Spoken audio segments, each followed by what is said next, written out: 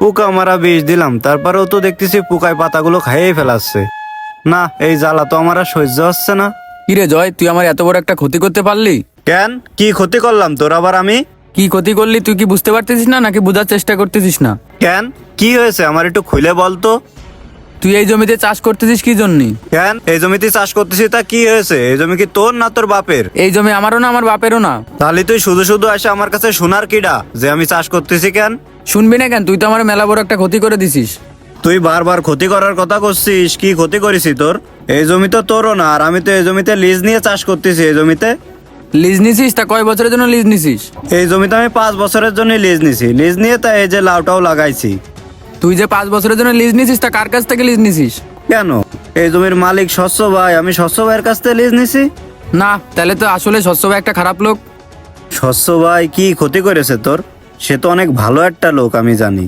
শস্য ভাই ভালো লোক না খারাপ লোক তুই আমার কথা শুনলে বুঝতে পারবি নি। কিছুদিন আগের কথা।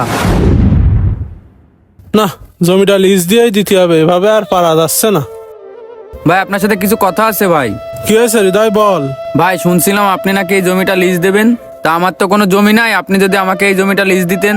জমি লিজ দেবো ভালো কথা, তা টাকা পয়সা আছে তো সময় মতো দিতে পারবি নি? ভাই টাকা পয়সা তো অত নাই, তা আপনারে কত টাকা দেওয়া লাগবে?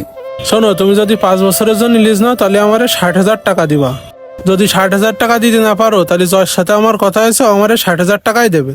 ভাই 60,000 টাকা দেওয়া তো আমার দ্বারা সম্ভব না ভাই। আমার তো দুটো ছোট ছোট ছেলে মেয়ে আছে ভাই, তাদের পড়ালেখার খরচ চালাতে যে আমার কাছে তো বেশি টাকা থাকে না ভাই।